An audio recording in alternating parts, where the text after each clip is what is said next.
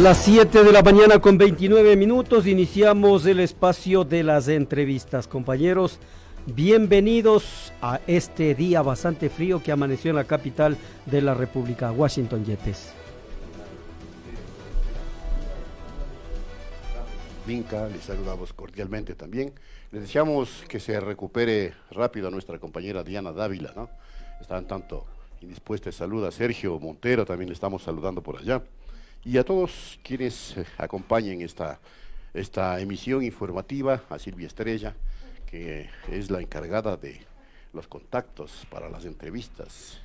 Y desde luego a ustedes, fundamentalmente, amigas y amigos, a quienes fielmente siguen esta señal informativa a través de nuestras redes sociales y también desde luego a través de las frecuencias 95.3, 94.5.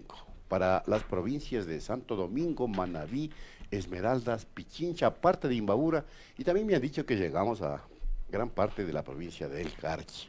He tenido testimonios interesantísimos de gente que nos escucha por allá, inclusive en algunos sectores de la provincia de Cotopaxi. Si así es, qué bien, muchas gracias por acompañarnos día tras día.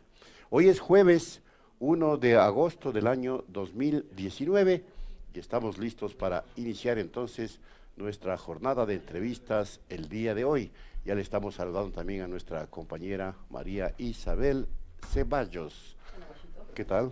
Muy bien. ¿Cómo vamos? ¿Cómo es esa vida? Bien. ¿Todo bien? Muy bien. Sí, nada más que estaba un poquito peinándome, mi querido Carlitos, pero estaba fuera de escena. Estamos fuera de cámaras todavía. Dame un segundito para arreglarme un poquito el pelo. Correcto. Pero sí, hoy tenemos una jornada de entrevistas, como siempre, amplia, diversa y también llena de mucho análisis, ¿verdad? Desde luego que sí. Les cuento, o les converso, mejor dicho, lo que tendremos el día de hoy en cuanto a entrevistas. Ya mismo, Jonathan Báez, investigador y coordinador de la Unidad de Análisis y Estudios de Coyuntura de la Facultad de Economía de la Universidad Central del Ecuador. Luego tendremos... Oh, perdóname. No, vamos a hablar de un tema interesante, ¿no? La inclusión financiera o fomento a la banca, que es una de las propuestas que se está esgrimiendo dentro de estos compromisos con el Fondo Monetario Internacional. Luego tendremos a Vicente Albornoz, economista, los préstamos con el Banco Interamericano de Desarrollo y el acuerdo con el Fondo Monetario Internacional. Vía Skype nos conectaremos desde Guayaquil con Javier Flores, analista político. Hay una denuncia ante la Comisión Interamericana de Derechos Humanos por la evaluación que hizo el Consejo Transitorio a los diferentes organismos, entre ellos a la Contraloría. Este tema es interesantísimo, le vamos a pedir que le ponga mucho ojo, ¿no? O más bien el que no hizo en ese caso, exacto. Que habría perjudicado a hizo o no hizo, así es. A su titular. O hizo mucho y dejó de hacer también bastante. Sobre todo tiene que ver con la delegación que había hecho el anterior Contralor, Asuad Mansur. ¿No? El Consejo Transitorio hizo muchas cosas y dejó de hacer varias dentro de esa dinámica que realmente trastocó las instituciones del país. Y que seguramente nos dará novedades como estas más adelante. Ajá, sin lugar a dudas. Y luego, finalmente, Raúl Llanes, secretario general de la Coordinadora de Maestros Jubilados. Hay una huelga de hambre, los jubilados están pues reclamando sus haberes. El gobierno ahora nos sale con el cuento de que nos va a pedir una ayudita a los ecuatorianos para pagarles a los jubilados. ¿Cómo será esa ayudita? El señor Roldán sale con esas ideas maravillosas, ¿no? Qué inteligente es el señor Roldán, ¿no? Una ayudita al pueblo ecuatoriano para pagar. ¿Qué más ayuda? ¿Por qué no les pidieron una ayudita a los banqueros, a los que les dejaron de cobrar 4.500 millones de dólares? Con eso pagaban a los jubilados, y más, y mucho más. Pero no, una ayudita al pueblo ecuatoriano, es decir, siempre acudiendo, ¿no?, a los más necesitados, explotando a los más necesitados. Tremendo. Qué idea, ¿no? Qué idea para brillante del señor Roldán. Vamos a hablar de esto en la oreja, toda la hora. 7:34, esto les ofrecemos para ustedes, amigas y amigos, como entrevistas. Les pedimos que nos acompañen.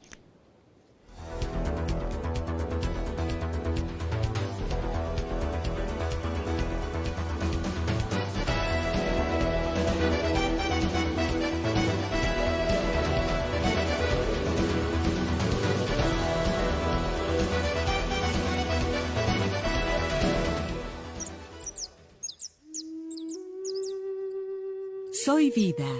Me deslizo por las ramas, fluyo por los ríos y tengo alas para cruzar el territorio de los gallos de la peña. Cada mañana renazco en forma de musgo o arrayán. Pinto a la colorida bromelia y duermo en los nublados bosques. Soy vida. Soy el pulmón del mundo. En el Chocó andino, cada hectárea de bosque es capaz de absorber hasta 250 toneladas de carbono, renovando el aire que respiramos. Primer aniversario de la Declaratoria de Reserva de Biosfera del Chocó Andino de Pichincha.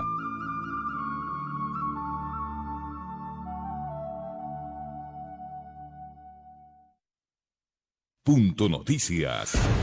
Exploramos nuevos formatos y contenidos. Investigación de fondo. Análisis y reflexión.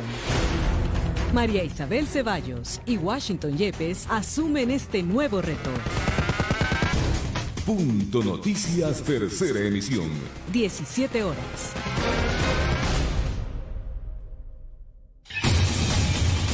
Punto de encuentro con el invitado.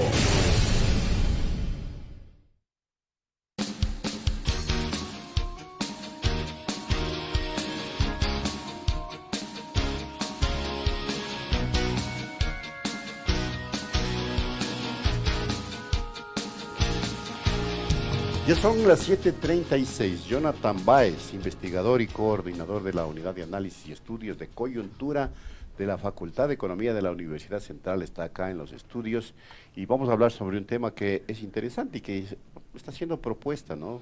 Desde las autoridades económicas nacionales. Según la publicación de Jonathan Báez, el problema del país es una baja inclusión financiera.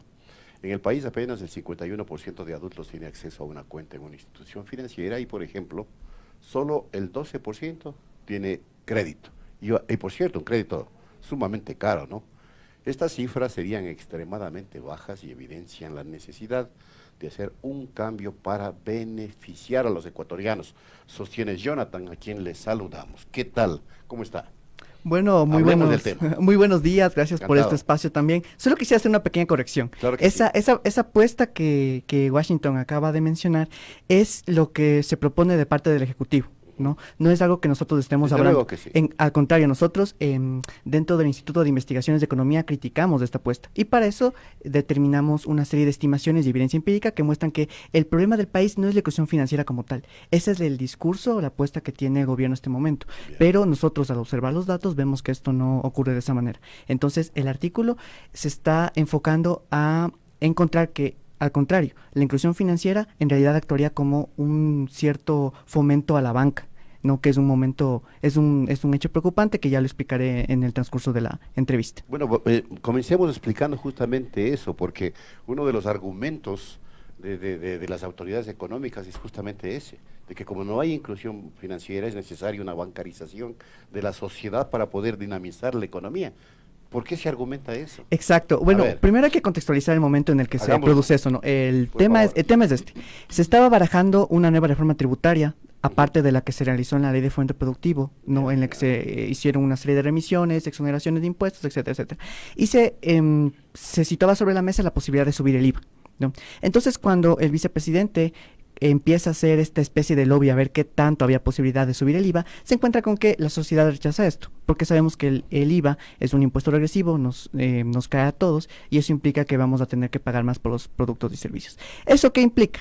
Que se trató de manejar el tema de la inclusión financiera como una medida alterna a subir el IVA, ¿no? Entonces, yo creo que ahí había que contextualizar otras cosas. El Ecuador evidenció un tema de remisión tributaria. Nosotros estimamos que se decía que la remisión lo que beneficiaba era a los microempresarios que estaban debiendo impuestos, ¿no? Pues nosotros estimamos que a los grupos económicos, ¿no? Grupos económicos, entiéndase como un holding de empresas, es decir, cada grupo de familias tienen en promedio 30 empresas, ¿no? Microempresarios no son.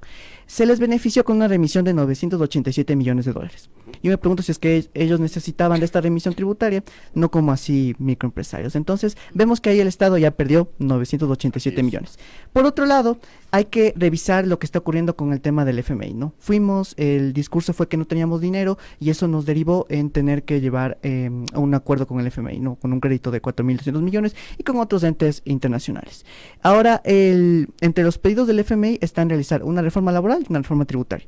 En el tema de reforma tributaria, la carta que firma el Ecuador con el Fondo Monetario Internacional dice claramente, deben ser impuestos indirectos. ¿Qué implica esto? Hay que subir el IVA.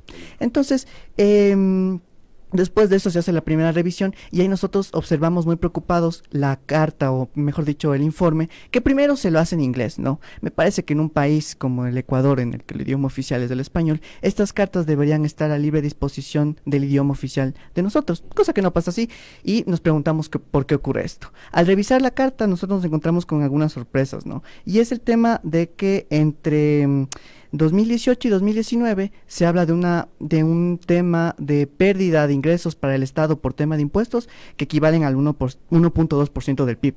Eso implica que el Ecuador, por la remisión tributaria, así lo especifica el FMI, ¿no? Dice que por la búsqueda o la primera reforma tributaria, el Ecuador pierde 1.310 millones de dólares. ¿Por qué ocurre esto? Porque se genera una serie de incentivos para que los empresarios honestos que pagaban impuestos ya no paguen, ¿no? Esperando una nueva remisión.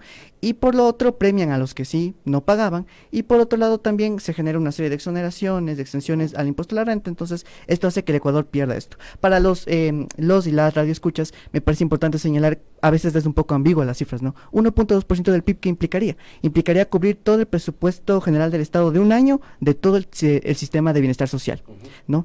Y que equivale al 1%. Quiere decir que lo restante quedaría como, por ejemplo, no generar despidos en el sector público, no generar disminución de los salarios de los internos rotativos. Entonces, vemos que el problema no es como nos vende el gobierno actualmente, que es un problema de gasto, ¿no? De que hay mucho gasto. El problema en realidad es un tema de ingresos. Y el Estado de alguna manera se autoemboscó en una crisis que ahora trata de salir. Y en ese contexto es que pierde. Y ahí solo permítanme señalar nuevamente el tema del primer informe que los invito a revisar, que lo pueden encontrar en la página web de nosotros, es Coyunturicip.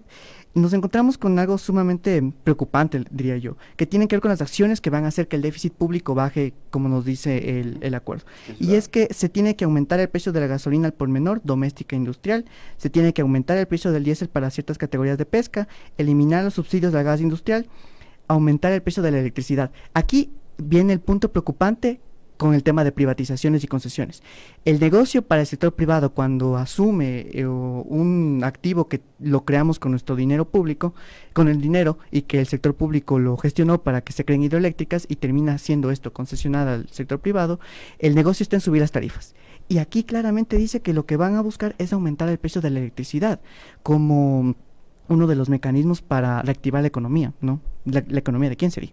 El otro tiene que ver con lo que les decía, el arrendamiento de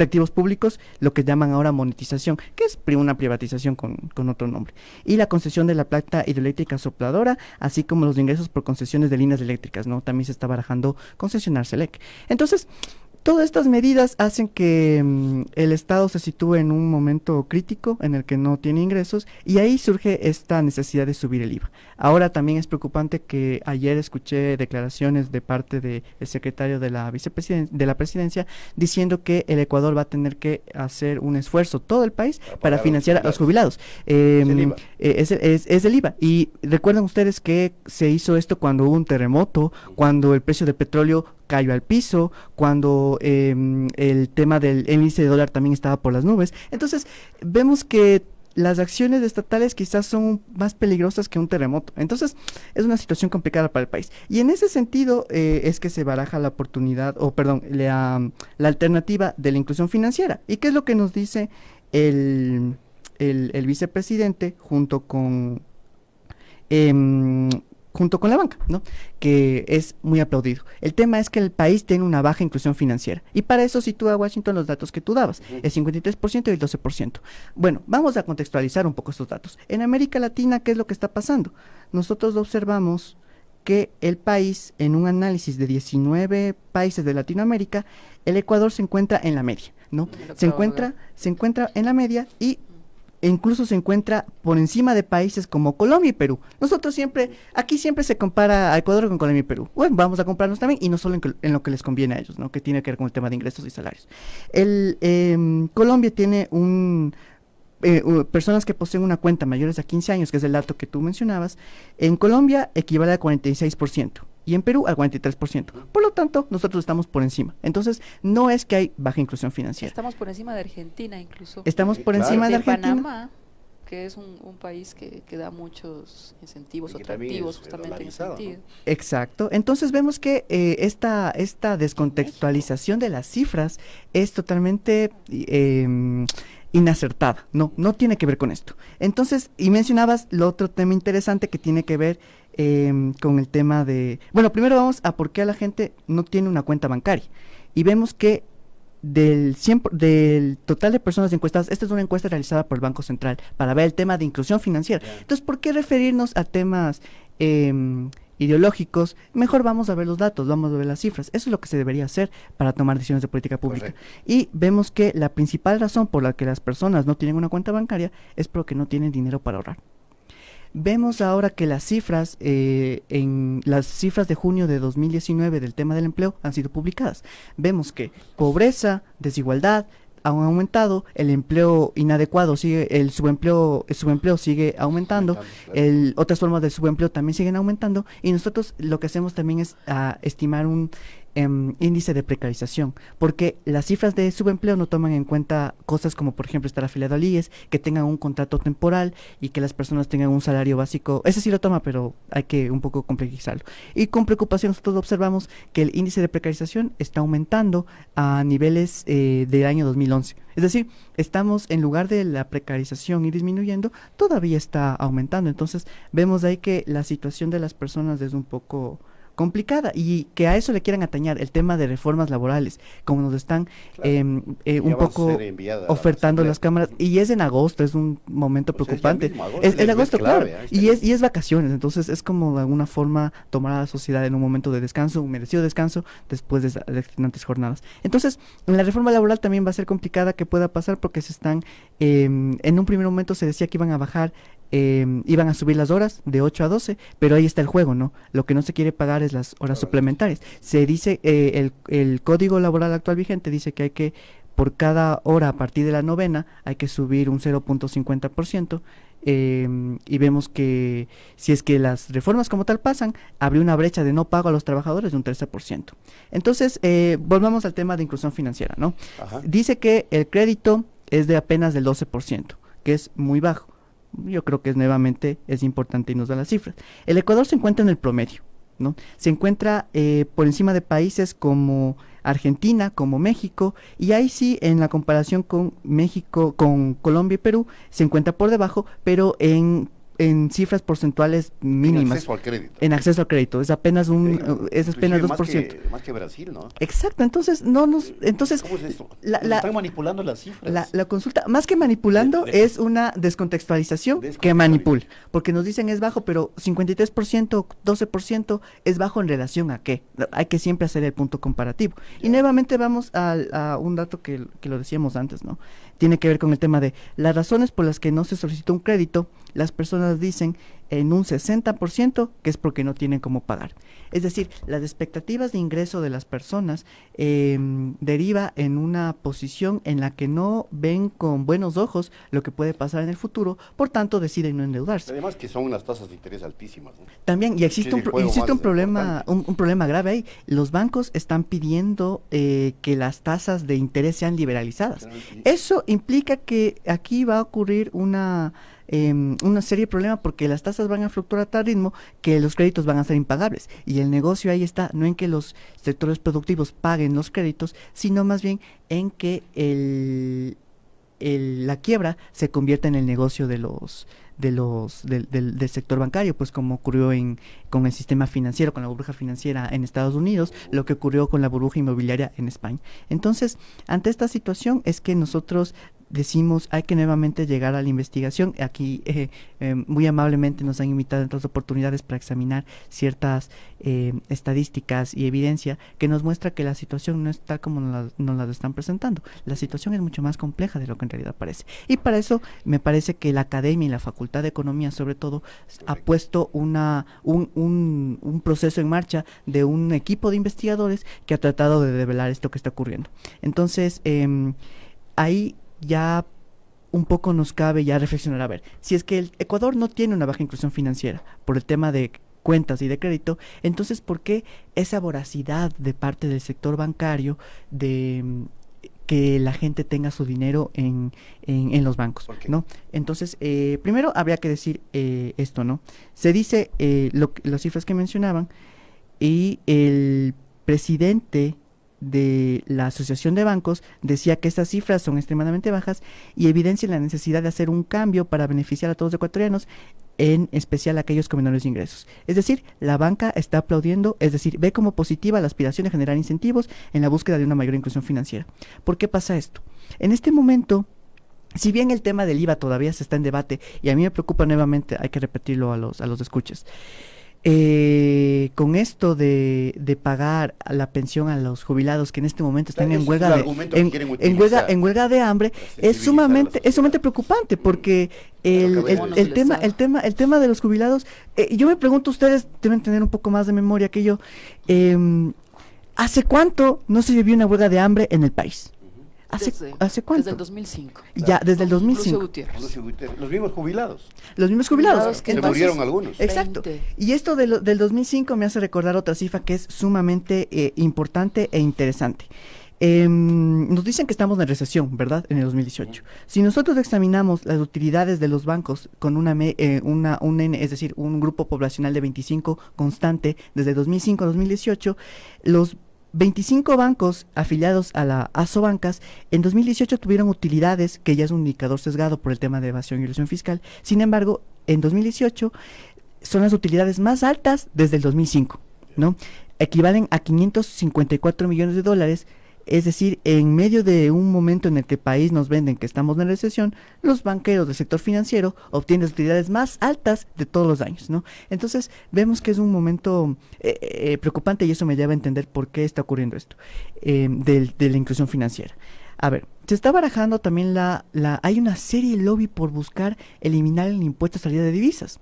Nos dicen que es un impuesto distorsionante y el FMI, si ustedes ven en el primer informe, pero recuerden, en el primer informe, el mismo FMI decía que no es prudente eliminar el impuesto a salida de divisas, el ISD. Sin embargo, y en el primer informe hubo la negociación, ¿no? En la que se pidió que el FMI avalara o apoyara esto y ahora también se quiere eliminar el ISD. ¿Qué pasa si se elimina el ISD? Esto da carta libre para que la fuga de capitales tenga lugar. En otros artículos que ya los compartiremos con ustedes, vemos cómo los grupos económicos del país entre 2014 y 2016 y 2017 fue cuando más dinero sacaron del país, un momento en el que el país necesitaba que los dólares se queden en la economía. Entonces vemos que de parte de las élites económicas, pues un sentido de nación no hay como tal. Entonces, si es que esta apuesta pasa en un escenario prospectivo y el ISD se elimina, esto da cabida libre a la fuga de capitales. Si es que los bancos son los que captan los recursos de los ecuatorianos, eso va a ver que salga, va a observarse cómo el dinero va a salir del país. ¿Por qué? Y ahí también hay que recalcar cómo el Banco Central del Ecuador ha insistido en tener una especie de colchón, nos han dicho, para supuestas eventualidades. Yo me pregunto qué eventualidades puede ser.